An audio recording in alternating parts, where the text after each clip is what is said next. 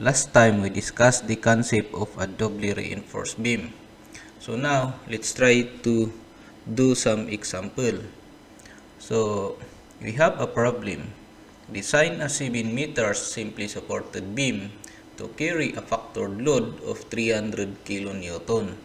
Given that concrete compressive strength is 27 MPa and yield strength of reinforcement bar is 276 MPa.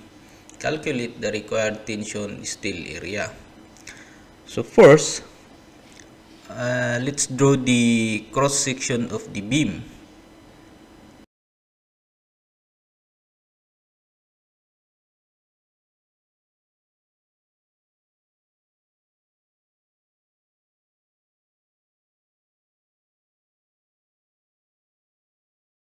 So ito na yung cross section ng beam natin.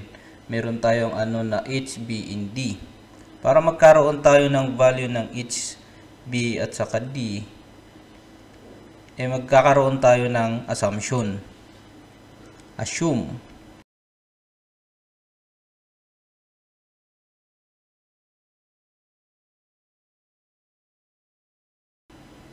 So ito na yung assumption natin. Stirrups diameter 10 mm at saka yung reinforcing bar natin is 16 mm. Saka yung covering natin is 40. So ang susunod is i-compute natin yung H minimum. So compute H minimum. H minimum natin is equal to L yung length ng beam over 16. Kung yung ating concrete ay normal weight lang siya, tapos yung Fy natin ay 420 MPa. Sa case natin, i-assume natin na normal weight concrete siya, kaya lang yung Fy natin is 276 MPa. So lalagyan natin ng multiplier. Yun yung lalagay natin na 0.4 plus Fy 700. So yung magiging H minimum natin, kung isa-substitute no dito yung L which is 7,000 tapos yung Fy na 276, yung H minimum natin is 347.5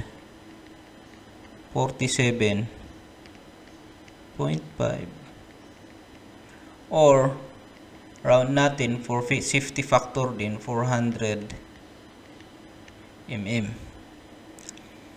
So D, para sa D naman natin, so yung D natin is i-equal na natin siya dun sa H minimum. So D is equal to 400.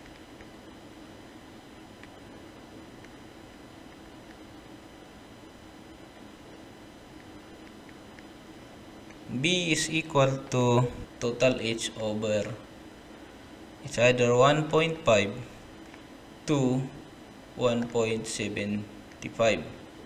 Kaya lang ano yung H natin? So yung H is equal to H minimum plus covering plus stirrups diameter plus yung reinforcing bar natin, main reinforcing bar natin.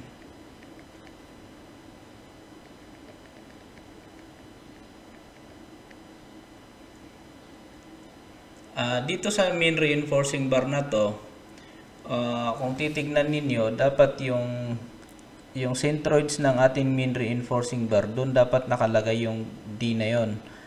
So dapat sana yung main reinforcing bar natin na to is kalahati ng, so ang idadagdag sana natin dito sa H na to is half nung ito main reinforcing bar. Kaya lang ginawa ko siyang ganito kasi baka malay natin mas malaki yung size pala na gagamitin natin, hindi yung inassume natin na 16 mm. So para at least ma-account pa rin natin, baka mamaya ay ang kakailanganin pala natin ay 25 mm. So H is equal to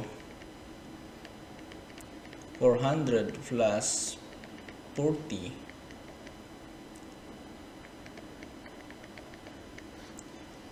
so H is equal to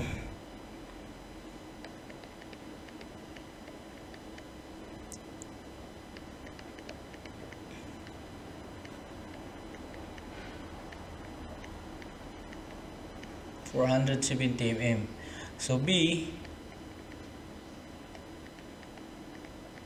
470 over 1.75, B is equal to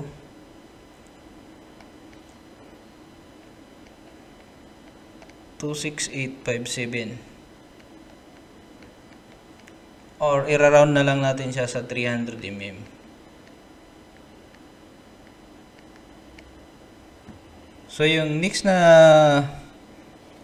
gagawin natin is titignan natin siya kung siya ay singly reinforced or doubly reinforced. Una, kailangan nating computein muna yung mu max at 0.004. Dito sa ano natin, meron tayo ng derived na equation. Ito yon. Ito na, pwede na natin gamitin itong derived na equation para hindi na tayo gagawa hindi na natin kailangang i-drawing tong stress block na to. So yung mu max natin is mu max is equal to phi mn. So yung uunahin muna natin tong mn na to. So mn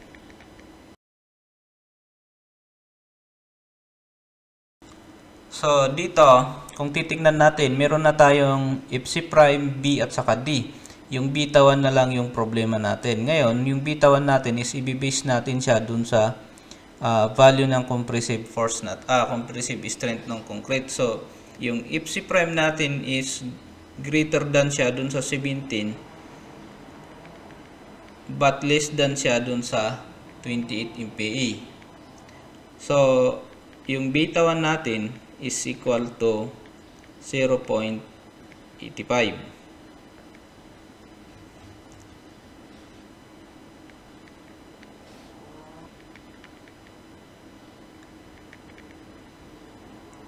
Kung ipa-plug niyo yung mga value niya dito, ang lalabas na in natin ay 328.205 kilonewton meter. Para malaman natin yung value ng phi, kailangan nating i-compute yung stress niya o yung tinatawag nating check for stress. Kaya lang hindi natin alam kung ano yung value ng C na to. Kaya lang kung matatandaan ninyo, yung C at maximum natin na 0.004 strain nung steel, ito yon, C is equal to 3/7D. So yung D natin is 400. So C natin is equal to 171.429.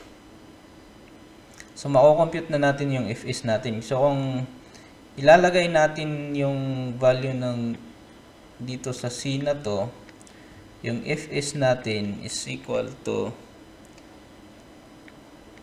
800 MPa.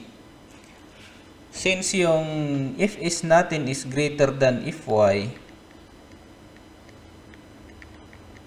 but less than 1,000 MPa, so yung phi natin is nasa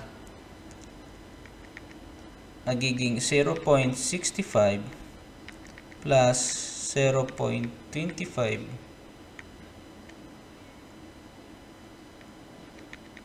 Fs minus Fy over 1,000 minus Fy. Ito yung phi natin. So, yung lalabas na value ng phi natin pag sinubstitute yung mga to ay 0.83. Now, para dun sa mu max natin, mu max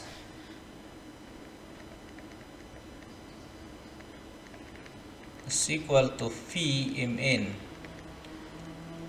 0.83 times yung ano natin kanina, mn natin na 328.205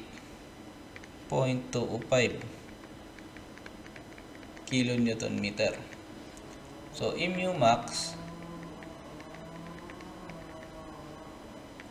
272.410 kilonewton meter.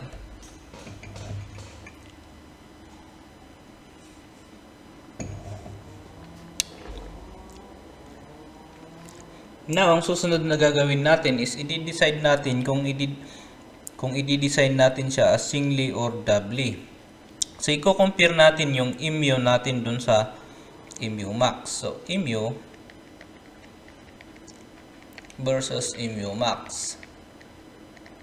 Yung mu natin ay 300 kilonewton meter. So, greater than siya sa mu max natin, which is 272.410 kilonewton meter. So, dalawa lang yung option natin dito. Option, it's either increase the size of the beam,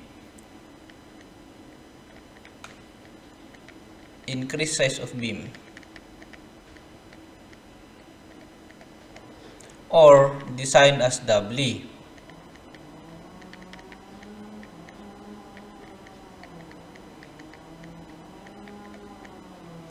So, itong kukunin natin, design as DRCB o doubly reinforced concrete beam.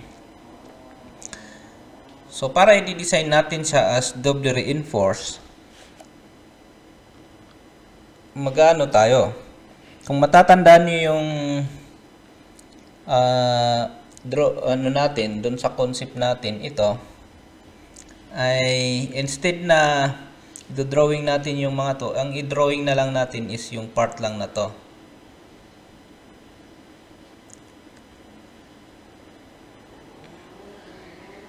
Yung part lang na to ang i-drawing natin.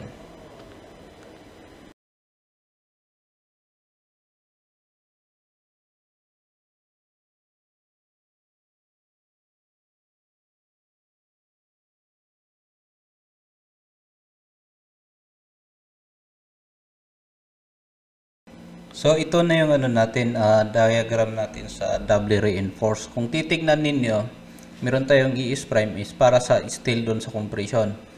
Ngayon, meron naman tayong D prime. Ito yung distance ng compression bar natin from the extreme compression fiber ng concrete. Kaya siya D prime. Ngayon, ano yung D prime na to?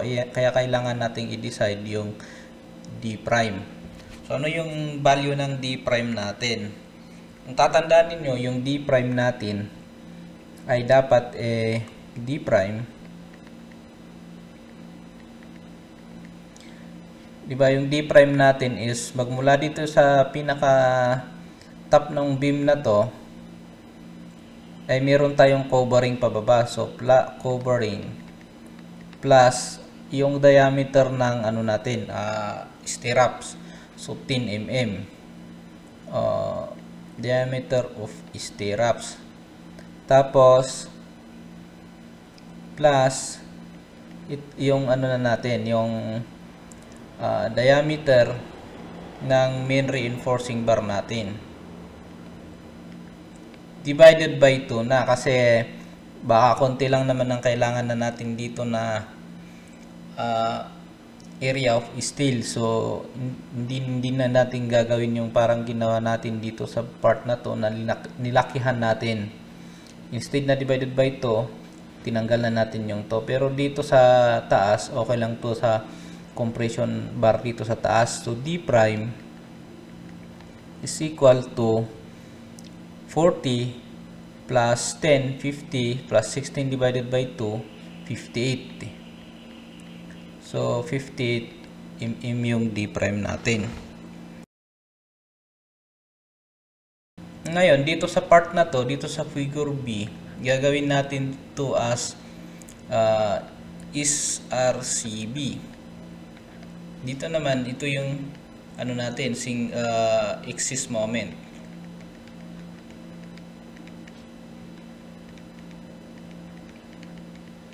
So, dito sa figure B, kukumputin natin kung ano yung kaya nito na Mn. Tapos, ima-minus natin siya dun sa dito sa moment para makuha natin itong si Mn2 o yung axis moment. So, ang susunod natin gagawin is compute. So, rho, meron tayong if c prime, meron tayong if y, yung beta 1 lang ang wala. Pero alam naman natin yung beta 1 dun sa nauna na, since yung if c prime natin is nasa gitna ng 17 at saka 28 MPa, so 0.85 yung beta 1 natin. So pagka ilalagay natin yung mga value nito, yung magiging rho natin at strain of 0.005 ay 0.02650. Compute for value of E. So E is equal to, meron na tayong rho, meron tayong D which is 400, meron tayong if y to 76 and if c prime na 27. So yung value ng E natin is, since meron na tayong E, mako-compute na natin yung value ng C. Kung ilalagay niyo yung value ng E na 127.477, i-divide natin sa beta 1. So ang lalabas na value ng C natin is, so kukumputin natin yung value ng E is 1 na to. So from figure B, so meron na tayong rho, meron na din tayong B, at saka meron tayong D, which is 400. Tapos yung ito, 300, yung B. So E is 1 is equal to 3180 mm squared. Compute for m in 1. So m in 1 is equal to A is 1 if y d minus e over 2. Ito yung magsasummation kayo dito. Hindi summation, moment. Pag moment at C, dito tayo magmo-moment. So ito yon. E is 1 if y times tong d minus e over 2. So m in 1, meron na tayong e is 1. Ito yun, if y naman na to 76D which is 400E which is 127.47. Kung ilagay niyo yung mga value niyan at i-compute niyo, ang lalabas m in 1 natin is 295.129 kilonewton. 295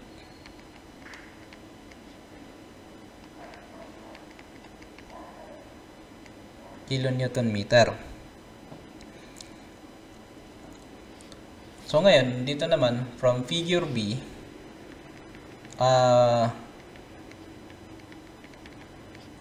pala from figure A, mu is equal to phi mn. So dito, kukumputin natin kung ano yung value nito.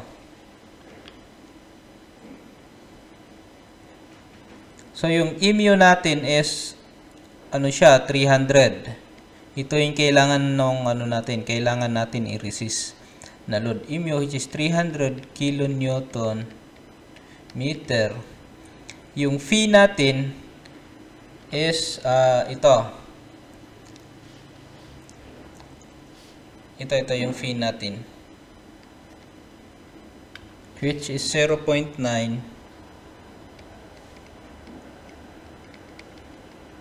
So mn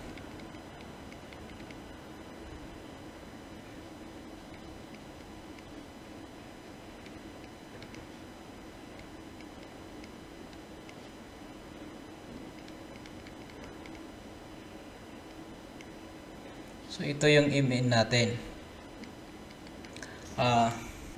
Dito, bakit ang ginamit natin is 0.005 na strain at saka phi na 0.9?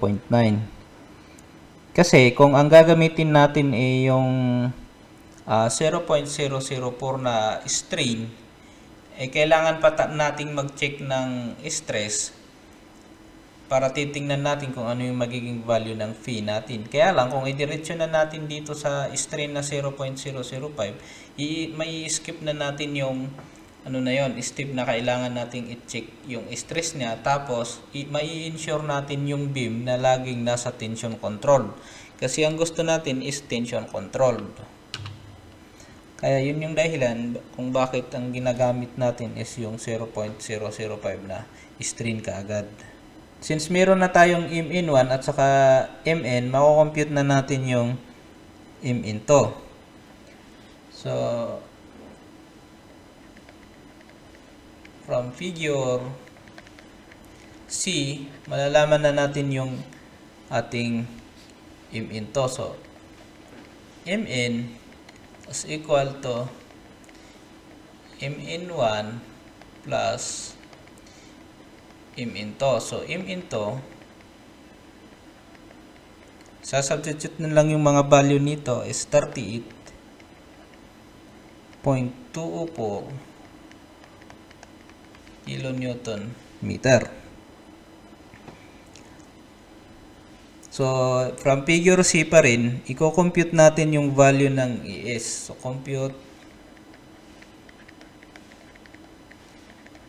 AS2. Dito, i-assume natin na yung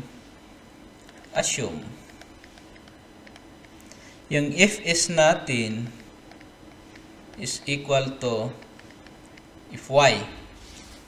Ito yung magiging assumption natin. So, magmo-moment tayo. So, moment at C is equal to 0. So, yung mn to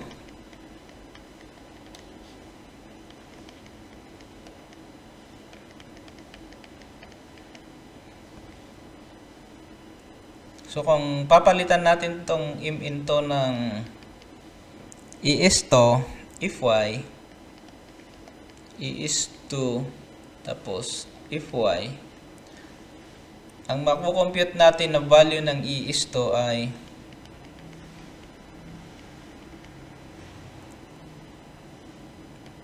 404.737. Since alam na natin yung ES to na to, which is 404.737, magkakaroon na tayo ng summation. Summation of forces horizontal is equal to 0 para ma-compute natin yung value ng ES prime. So,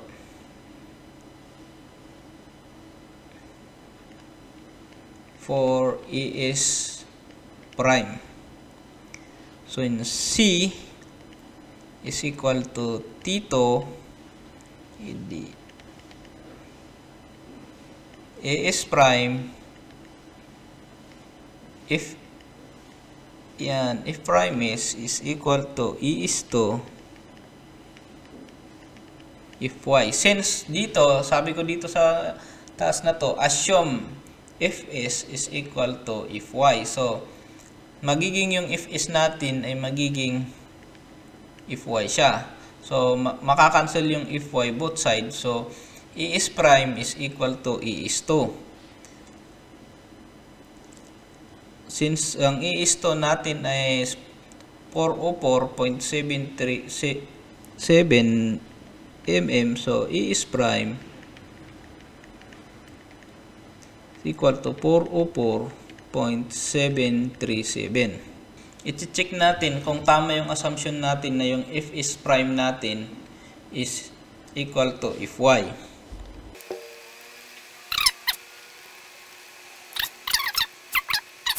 So, meron na tayong C, meron na tayong value ng C, at saka meron na tayong value ng D prime, which is 58. So, yung if is prime natin is 367.95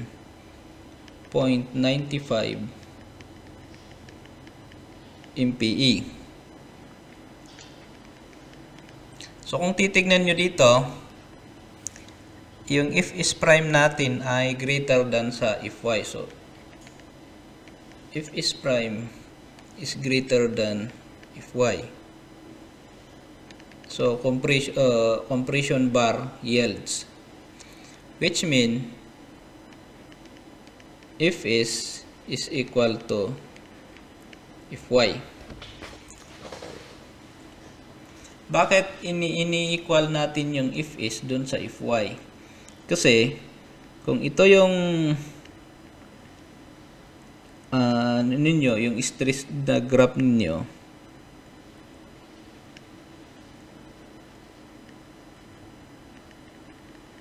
itong part na to, ito yung if y natin. Tapos yung if is prime natin dito sa taas. Kung titignan ninyo, yung bar natin is hanggang dito lang. Hanggang sa if y. Kasi diretso na siya dito eh. Hindi naman na siya umaabot dito sa taas nung if is prime na to. Kaya ito lang. Kaya ito yung magiging value lang natin. Hanggang dito yung limit natin. So, ini-equal natin siya as if y. So, ang susunod is i-check natin yung steel reinforcement ratio natin kung pasok siya dun sa rho max at saka rho min. So, yung rho max natin is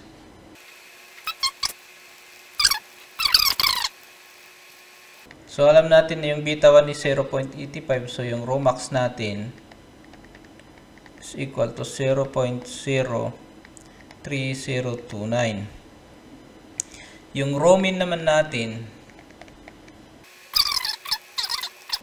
kung ilalagay natin yung mga value nito, ang lalabas dito is 0.00470 at saka 0.00507. Iba yung na-compute natin na row sa ito, iba yung row na to. Hindi pa ito yung row na kailangan natin. Kasi ito lang yung row para sa dito sa ng ES1 na yon. So, kailangan nating computein yung row dito. So, row is equal to AS over BD. Isi yung ES natin is yung ES1 plus ES2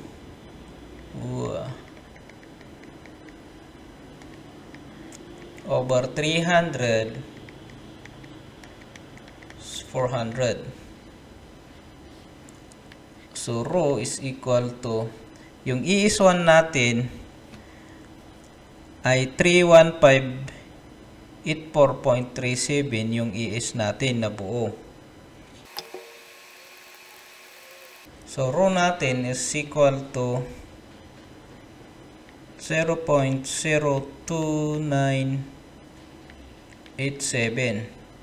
So, kung titignan ninyo, nasa gitna siya ng, mas mababa siya dito sa rho max at saka mas mataas naman dito sa rho minimum. So, yung rho max natin is K. So, yung ES natin okay din.